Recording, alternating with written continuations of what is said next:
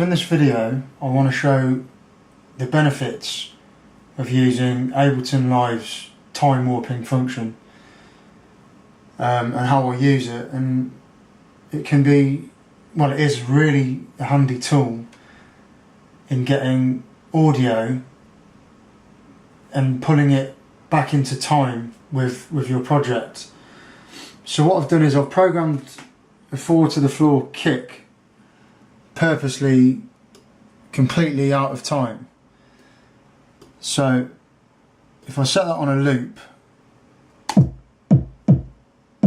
that's purposely out of time on there. So if I wanted to get this in time, I'd double click it and I'd set the warp function to beats. I'd then zoom in on the first kick. First of all, I'd get rid of that anchor point and then drag the first kick so the event happens at the very start of the bar. So now we know that's in time there, we want the next beat to hit here, because as we play it now we'll hear that it's out of time against the click. So then now it's just as easy as pulling that in time. So now we know the first two are in time. We pull the third kick. Just zoom in on that one to get a bit more accurate.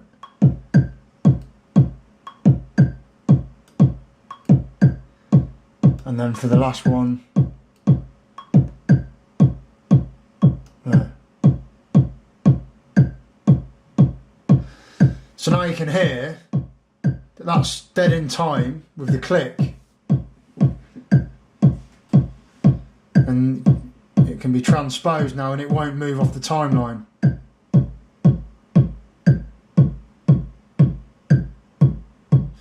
And that's done by Ableton using a technique that's called granular resynthesis, which means it changes the transpose, the pitch, without actually changing the tempo.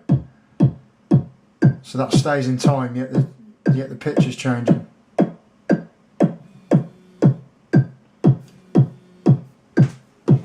Now, for the purpose of this video, I've just used a simple 4 to the floor and just brought it back into time.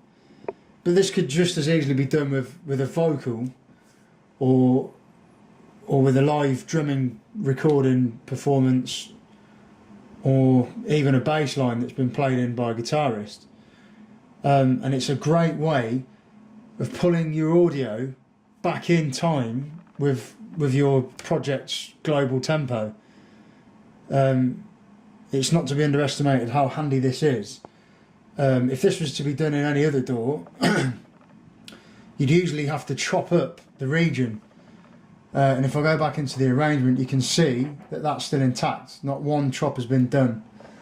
And on there, you can see the visual representation showing that it's back on the timeline. So that's the reason that I mainly use Ableton Live, is because I just love its time warp function and find it so user friendly and intuitive and time saving.